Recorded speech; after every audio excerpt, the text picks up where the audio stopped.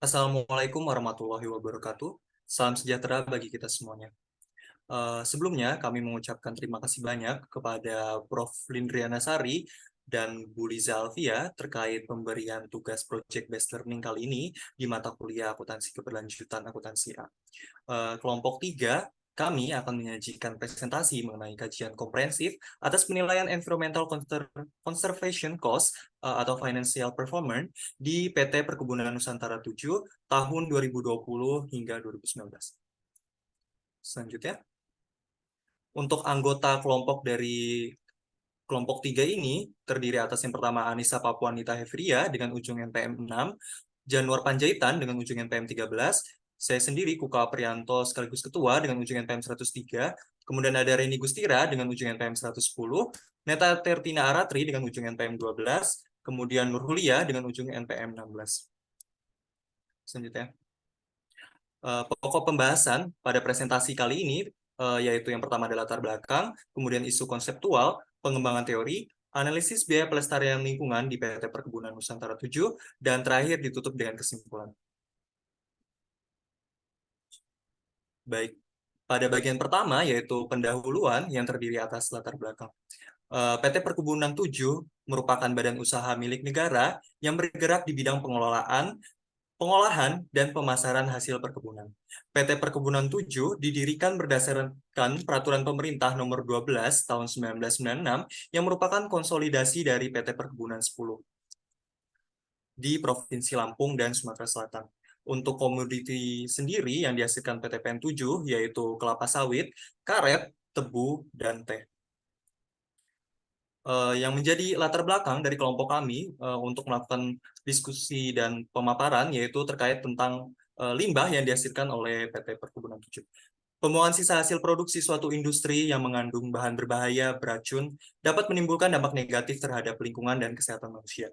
Limbah merupakan sisa suatu usaha atau kegiatan yang tidak dikehendaki lingkungan karena tidak memiliki nilai ekonomis. Limbah yang dihasilkan adalah limbah yang bersifat berbahaya dan beracun atau B3.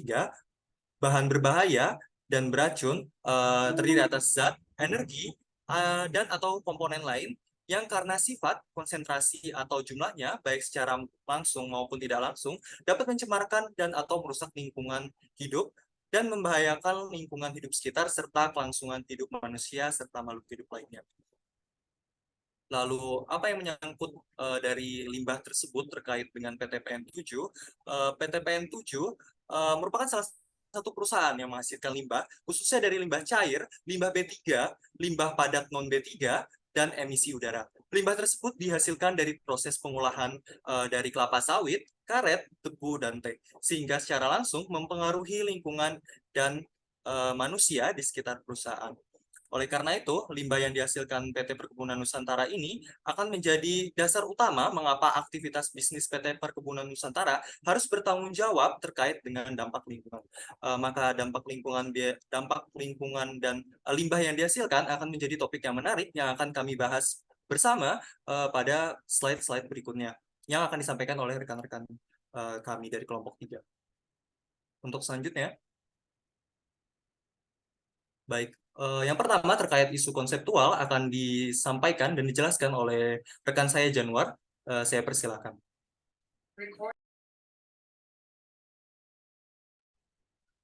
Selanjutnya adalah isu konseptual. Akuntansi keberlanjutan atau sustainability accounting merupakan sistem akuntansi yang mendukung laporan berkelanjutan atau sustainability reporting.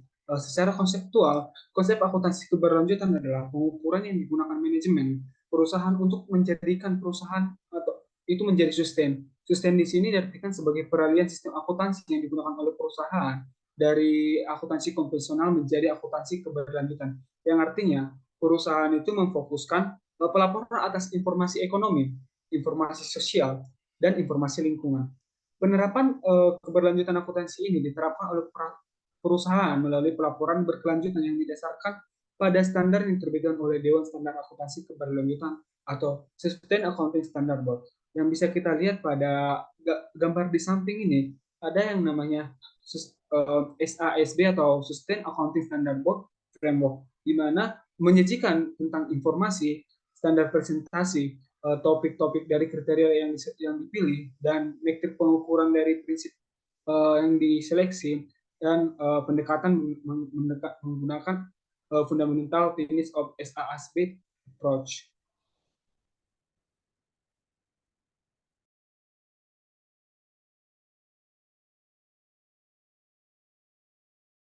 Baik, untuk selanjutnya, terkait penerapan akuntansi keberlanjutan di PT Perkebunan Nusantara 7. PT PM 7 telah menerapkan akuntansi keberlanjutan. Dibuktikan dengan terus menjalankan komitmennya untuk senantiasa memelihara keseimbangan kepentingan pemangku kepentingan dalam rangka menumbuh kembangkan perusahaan bersama masyarakat sekitar wilayah operasi perusahaan. Sejalan dengan konsep triple bottom lines yang tertera di samping, maka tolak ukur keberhasilan PT PN 7 sebagai entitas bisnis adalah apabila secara finansial mampu memberikan keuntungan kepada pemegang saham dalam bentuk profit. Selain itu, secara sosial masyarakat ikut menikmati manfaat atas keberadaan perusahaan atau people, dan yang terakhir, proses bisnisnya berdampak positif terhadap lingkungan, bahkan meningkatkan kualitas atau planet. Untuk selanjutnya, terkait pengembangan teori, yaitu teori-teori yang kami gunakan untuk menyajikan dan mengungkapkan apa saja biaya-biaya lingkungan yang tertera di PT Perkebunan Nusantara 7. Selanjutnya, prinsip-prinsip CSR yang pertama, teori ini akan disampaikan dan dijelaskan oleh rekan saya, Reni Gustira. Saya persilakan. Baik, terdapat 3 prinsip-prinsip CSR. Yang pertama, keberlanjutan. Keberlanjutan ini mengartikan bahwa masyarakat tidak boleh menggunakan lebih banyak sumber daya daripada yang dapat diperbarui. Hal ini dapat didefinisikan oleh daya dukung ekosistem dan dijelaskan dengan menggunakan model input-output konsumsi sumber daya. Lalu yang kedua, akuntabilitas. Akuntabilitas ini adalah bentuk tanggung jawab dari perusahaan atas tindak perusahaan yang dalam hal ini berhubungan dengan lingkungan dan sosial. Akuntabilitas perusahaan sangat penting bagi pemangku kepentingan, yaitu konsumen, investor, dan karyawan dalam memanfaatkan sumber daya dari lingkungan untuk aktivitas kegiatan perusahaan. Lalu yang terakhir, transparansi. Transparansi ini bersifat terbuka sehingga bisa diakses oleh semua orang yang membutuhkan. Transparansi juga dapat diartikan bahwa dampak eksternal dari tindakan organisasi dapat ditentukan dari pelaporannya, dan fakta-fakta kunci tidak dikaburkan dalam pelaporan. Terima kasih. Baik, untuk materi selanjutnya, terkait triple bottom line, teori kedua ini akan disampaikan dan dijelaskan oleh rekan saya, Nur Hulia. Saya persilakan. Baik, terima kasih moderator. Triple bottom line. Pada tahun 1994, John Elkington pertama kali mengenalkan konsep triple bottom line. Triple bottom line tersebut terdiri dari social equity atau people, economic property atau profit, dan environmental protection atau planet. Aspek social equity menjelaskan bahwa perusahaan diwajibkan untuk dapat memberikan manfaat bagi orang-orang yang berhubungan dengan perusahaan. Aspek ekonomik prosperity menjelaskan bahwa tujuan utama untuk dapat going concern, perusahaan akan melakukan berbagai usaha untuk memperoleh profit. Kemudian aspek environmental protection menjelaskan bahwa perusahaan perlu bertanggung jawab terhadap lingkungan sebagai dampak dari aktivitas perusahaan. Hubungan yang ideal antara profit, people, dan planet adalah seimbang, tidak dapat berfokus kepada satu tolak ukur saja. Saya kembalikan kepada moderator. Baik, selanjutnya terkait teori ketiga tentang environmental cost dan environmental performance akan disajikan oleh rekan saya Anissa Papunita. Saya persilakan. Baik, terima kasih moderator. Environmental cost. Environmental cost sendiri merupakan biaya yang timbul dalam internal maupun eksternal perusahaan dan seluruh biaya yang terjadi berhubungan dengan kerusakan maupun pelindungan lingkungan. Biaya tersebut seperti biaya untuk pencegahan, pelepasan, perencanaan, perbaikan kerusakan yang timbul dalam perusahaan. Adapun biaya environmental performance. Kinerja lingkungan atau environmental performance adalah hasil yang dapat diukur dari sistem manajemen lingkungan yang terkait dengan kontrol aspek-aspek dalam melestarikan lingkungan. Sekian yang dapat saya sampaikan, saya kembalikan kepada moderator. Baik, untuk teori berikutnya, terkait peringkat proper yang akan disampaikan dan dijelaskan oleh rekan saya Neta Terpina, saya persilakan.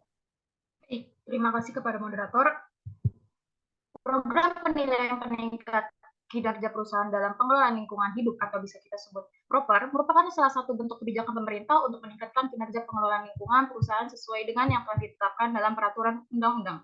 Penerapan PROPER ini merupakan upaya Kementerian Negara Lingkungan Hidup dan Kehutanan untuk menerapkan sebagian dari prinsip-prinsip good governance, yaitu transparansi, berkeadilan, akuntabel, dan perlibatan masyarakat. Untuk skor peringkat PROPER ini menggunakan indikator warna. Yang pertama emas dengan skor 5, warna hijau dengan skor 4, warna biru dengan skor 3, warna merah dengan skor 2, dan yang terakhir warna hitam dengan skor 1. Kategori penilaian PROPER yaitu penilaian kinerja dalam penaatan terhadap peraturan perundang-undangan meliputi yang pertama pengendalian pencemaran air, yang kedua pemeliharaan sumber air, yang ketiga pengendalian pencemaran udara, keempat pengelolaan limbah B3, yang kelima pengelolaan limbah non B3, keenam pengelolaan B3, yang ketujuh pengendalian kerusakan lahan, dan yang terakhir kedelapan ada pengelolaan sampah. Sekian dari saya kembalikan kepada moderator. Baik, untuk selanjutnya, tadi itulah teori-teori yang kami gunakan untuk alat bantu untuk pengungkapan biaya-biaya lingkungan yang tertera pada PT Perkebunan Nusantara 7. Untuk selanjutnya mengenai analisis biaya pelestarian lingkungan yang terdiri atas 6 biaya pelestarian lingkungan yang akan disajikan oleh masing-masing rekan kelompok kami. Untuk selanjutnya, terkait biaya area bisnis, terdapat 3 komponen biaya yang akan disampaikan dan dijelaskan oleh rekan saya, Neta. Saya persilakan. Baik, untuk biaya area bisnis ini, kegiatannya mengurangi dampak lingkungan yang terjadi dalam area bisnis karena operasi bisnis utama. Wilayahnya di mana perusahaan dapat secara langsung mengelola dampak lingkungan. Biaya area bisnis ini yang terkait dengan pelestarian lingkungan dibagi menjadi 3 kategori, yaitu yang pertama biaya pencegahan polusi, biaya konservasi lingkungan global, dan yang terakhir ketiga biaya daur ulang sumber daya.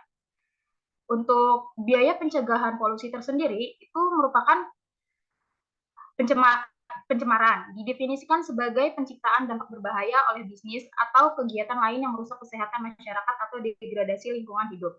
Jenis-jenis tertentu dari polusi termasuk udara, air, tanah, kebisingan, getaran, bau, dan penurunan tanah. Biaya pencegahan polusi adalah biaya-biaya yang terkait dengan pengurangan dampak lingkungan fasilitas produksi atau pengeluaran untuk solusi ujung pipa, fasilitas atau peralatan yang dipasang di ujung fasilitas produksi. Untuk kegiatan utama pada tahun 2020, itu melakukan penanganan perubahan di sekitar wilayah kolam ipal untuk mengurangi potensi tanggul kolam jebol yang akan mencemari area sekitar. Melakukan pengujian emisi udara, ambien, kebisingan, getaran, dan kebauan secara rutin setiap 6 bulan sekali melalui pihak ketiga atau laboratorium yang kompeten dan bersertifikasi. Untuk kegiatan utama pada tahun 2019, PTPN 7 turut menyumbang terjadi pemanasan global dan perubahan iklim. Hal itu terkait penggunaan bahan bakar minyak atau BBM dan energi listrik. Namun, biaya atau investasi pada perusahaan Perkebunan Nusantara 7 tidak menjelaskan secara spesifik untuk nominalnya. Next slide.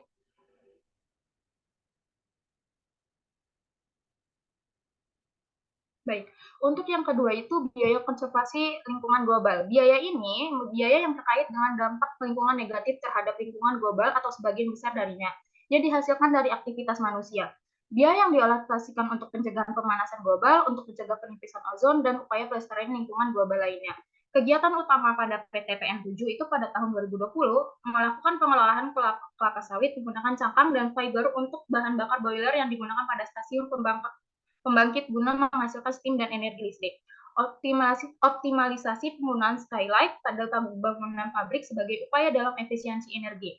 Pengurangan terhadap gas rumah kaca atau disingkat dengan GRK yang dapat berdampak secara langsung terhadap lingkungan sosial di sekitar wilayah unit kerja PTPN 7.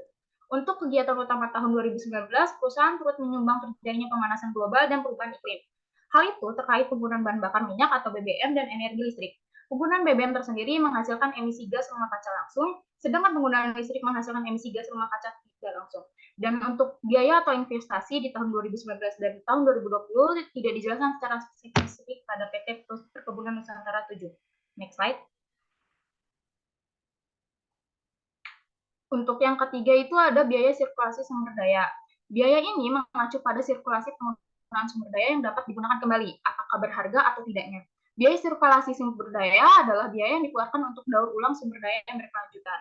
Kegiatan utama PTPN 7 pada tahun 2020 melakukan pengecekan limbah cair baik yang masuk pada inlet IPAL minimal setiap 3 bulan sekali dan limbah cair pada outlet IPAL yang akan dimanfaatkan atau dilepas ke badan sungai minimal setiap 1 bulan sekali.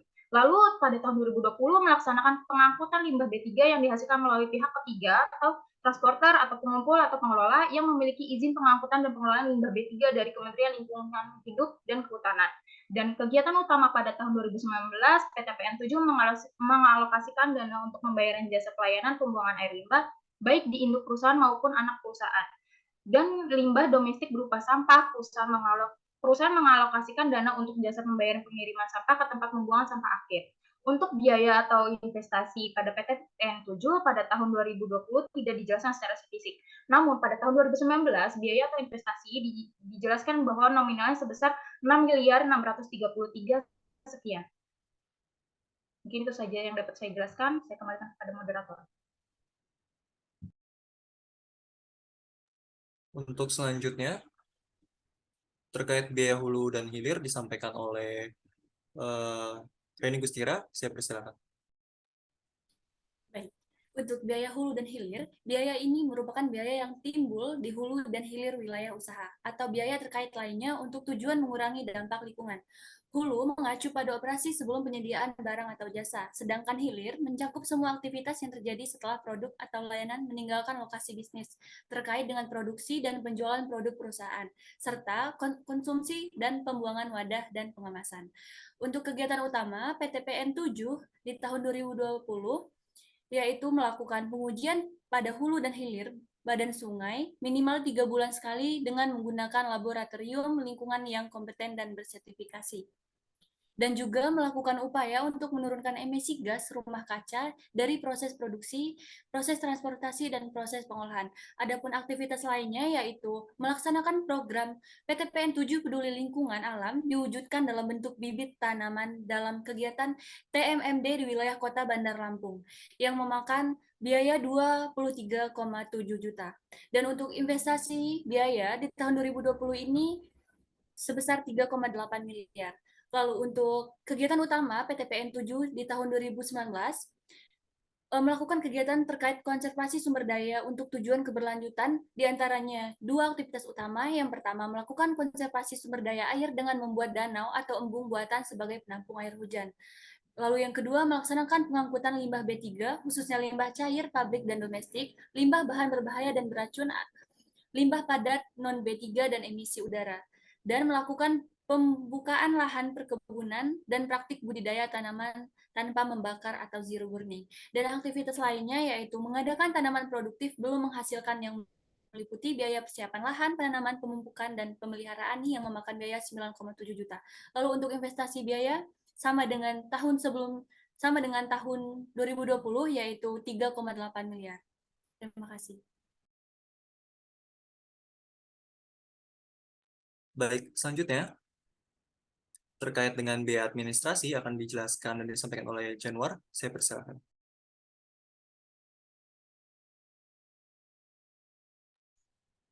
Biaya administrasi. Biaya administrasi ini didefinisikan sebagai biaya yang dikeluarkan untuk mengelola kegiatan konservasi lingkungan dan yang secara tidak langsung berkontribusi untuk mengurangi dampak lingkungan yang berasal dari operasi bisnis. Dan juga pengeluaran untuk komunikasi eksternal seperti pengungkapan informasi di lingkungan. Adapun pada kegiatan utama biaya administrasi perusahaan PTPN 7 ini pada tahun 2020 adalah mengungkapkan yang pertama itu dalam penerapan sistem manajemen lingkungan terdapat pada laporan keberlanjutan bahwa PTPN memiliki komitmen pengelolaan lingkungan yang berkomitmen pada tertuang kebijakan sistem manajemen terpadu PTPN 7 bahwa PTPN 7 selaku perusahaan bergerak di bidang agribisnis dalam menjalankan bisnis perkebunan senantiasa akan menyelaraskan sasaran perusahaan dengan upaya-upaya pelestarian lingkungan pada masing-masing daerah. Yang kedua, dalam pengungkapan informasi dan iklan, perusahaan PTPN mengungkapkannya pada laporan sustainability reporting-nya. Yang ketiga, dalam pemantauan dampak lingkungan, upaya dalam mengelola dan menanggulangi dampak lingkungan yang dihasilkan oleh kegiatan operasional unit kerja. PTPN 7 memiliki program kemitraan dan bina lingkungan yang memuat 8 program bantuan kepedulian yang diberikan kepada masyarakat yang berada di sekitar wilayah PTPN 7. Yang keempat itu ada biaya untuk kegiatan perbaikan lingkungan yang termasuk di dalamnya pelestarian alam, penanaman, penghijauan, pelestarian lanskap sekitar bisnis. Program kemitraan dan bina lingkungan PTPN 7 sangat memuat tentang pelestarian sumber daya. Kegiatan pelestarian sumber daya ini dilakukan oleh PTPN diantaranya seperti membuat embung penampungan air hujan, melakukan penanaman pohon di sekitar wilayah kolam, mengurangi penggunaan bahan bakar fosil, melakukan perawatan di sekitar aliran sungai, dan membuat instalasi pencucian. Pada tahun 2019, PTPN mengalokasikan biaya administrasi yang digunakan pada biaya pelatihan karyawan tentang isu-isu lingkungan PTPN 7, di mana PTPN 7 melakukan pelatihannya itu untuk melakukan pengelolaan lingkungan untuk penangguhjawaban pengendalian pencemaran udara, penangguhjawab pengendalian pencemaran air, penangguhjawab pengendalian limbah bahan berbahaya atau B3, dan penangguhjawab operasional pencemaran udara. Selain itu, PTPN juga melakukan dan menggunakan energi terbarukan dalam melakukan proses pengolahan kelapa sawit karet, tebu, dan yang dijelaskan sebagai berikut ini, seperti pengolahan kelapa sawit menggunakan cangkang dan fiber, pengolahan karet dengan mengganti bahan bakar dryer, pengolahan tebu menggunakan ampas tebu, pengolahan teh menggunakan cangkang. Penggunaan bahan bakar non fosil ini merupakan salah satu wujud dari PTPN dalam melakukan pengendalian pencemaran emisi udara serta upaya untuk mengurangi terhadap gas rumah kaca yang dapat berdampak secara langsung terhadap lingkungan sosial sekitar wilayah unit PTPN 7. Hal tersebut digunakan oleh PTPN 7 untuk mengurangi biaya administrasi pada penggunaan energi dan proses produksi PTPN 7.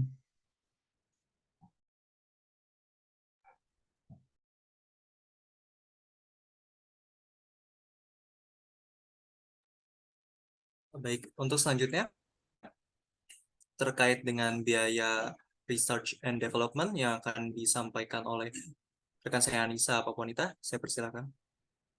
Baik, terima kasih moderator. Di sini saya akan membahas biaya R&D. Adapun definisi dari biaya R&D sendiri merupakan pengeluaran untuk kegiatan penelitian dan pengembangan yang dialokasikan untuk pelestarian lingkungan.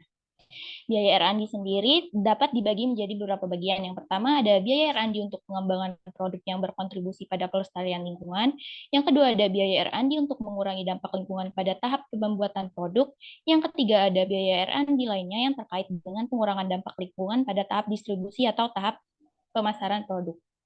Nah, adapun untuk kegiatan utama pada tahun 2020, PTPN 7 telah bertanggung jawab terhadap pengembangan produk yang dilakukan dengan melakukan survei yang didistribusikan secara online, serta bertanggung jawab terhadap pengembangan produk yang dilakukan dengan melakukan survei yang didistribusikan secara online, serta dapat memastikan bahwa barang dan jasa yang mereka jual sehat, aman, serta mengenai pemasaran produk agar perusahaan memperhatikan hal privasi pelanggan. Adapun biaya yang direalisasikan pada tahun 2020 itu sebesar 440,7 juta. Untuk kegiatan utama pada tahun 2019, PTPN 7 memastikan program pengembangan SDM dilakukan agar setiap karyawan memiliki jiwa kompetisi yang baik sesuai dengan bidang dan posisi jabatan untuk keperluan saat ini maupun masa yang akan datang. Adapun biaya yang telah direalisasikan pada tahun 2019 sebesar 2.133,8 miliar. Itu dapat dilihat adanya perbandingan biaya antara 2019 dan 2020. Pada tahun 2020 itu mengalami penurunan dibandingkan realisasi pada tahun 2019 yang mencapai 2,133 miliar. Hal tersebut dipengaruhi karena pada tahun 2020 PTPN 7 hanya memprioritaskan terhadap kegiatan-kegiatan tertentu saja yang sesuai dengan kebutuhan perusahaan serta mempertimbangkan efektivitas dan efisien kegiatan, serta dilakukan dengan mengoptimalkan sumber daya internal, baik tempat ataupun lokasi pelatihan. Sekian yang dapat saya sampaikan, saya kembalikan kepada moderator.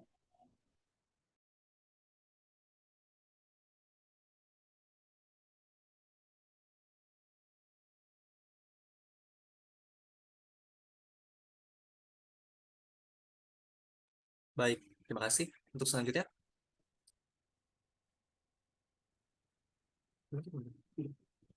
terkait dengan biaya kegiatan sosial.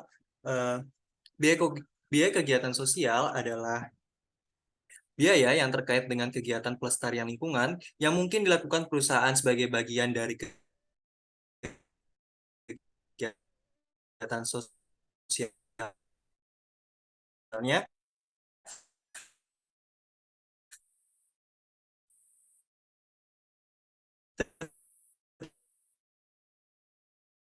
Tapi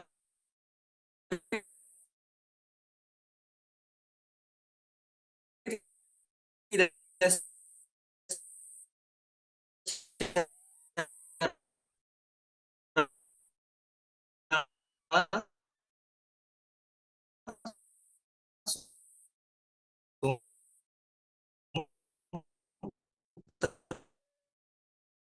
terkait dengan kegiatan bisnisnya.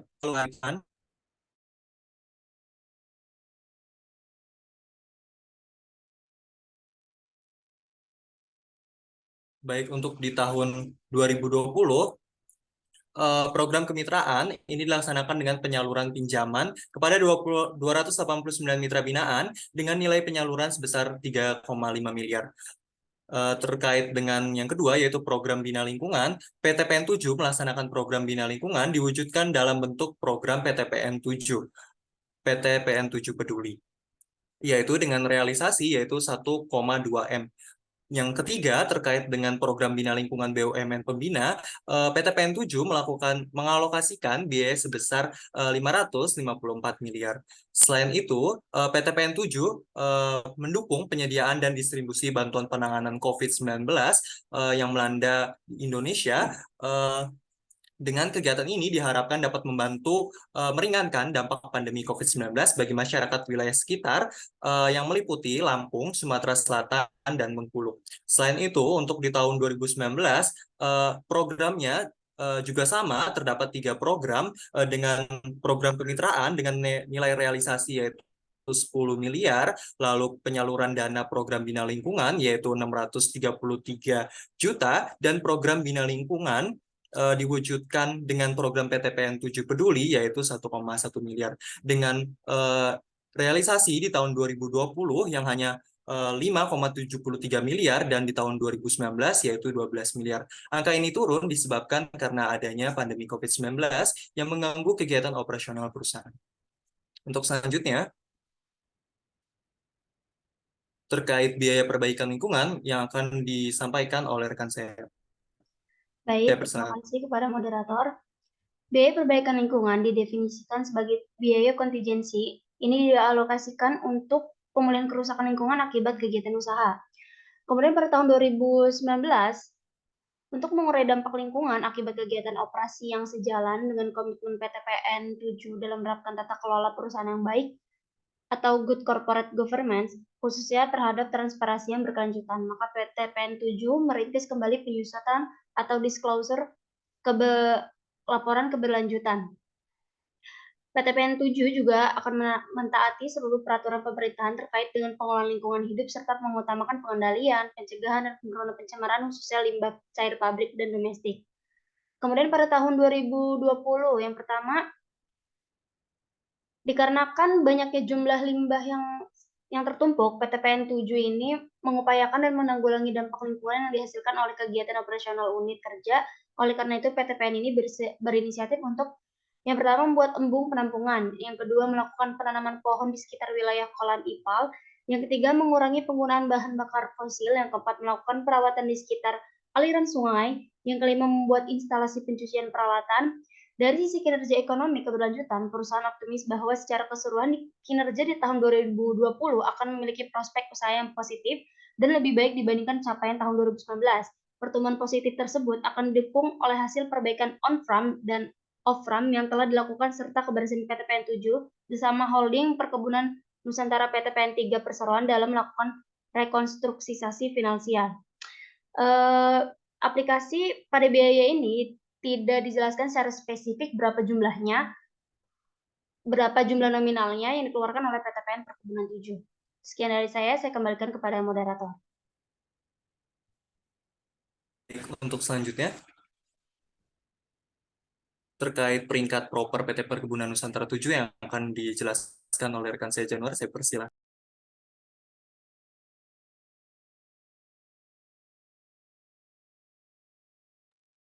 Adapun peringkat proper PT Perkebunan Nusantara proper PT Perkebunan Nusantara 7 yang dapat kita lihat pada tabel ini adalah PTPN 7 itu sejak tahun 2009 sampai dengan saat ini telah aktif mengikuti kegiatan proper.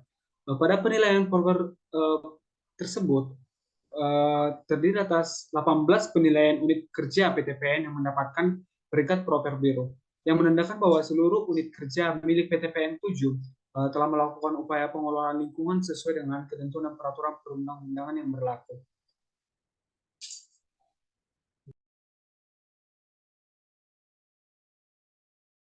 Baiklah, itu terkait peringkat proper PT Perkebunan Nusantara 7. Untuk selanjutnya,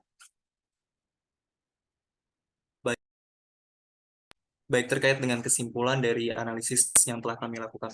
Kami menyimpulkan terdapat dua hal. Yang pertama tentang peringkat proper PTPN 7 sejak tahun 2009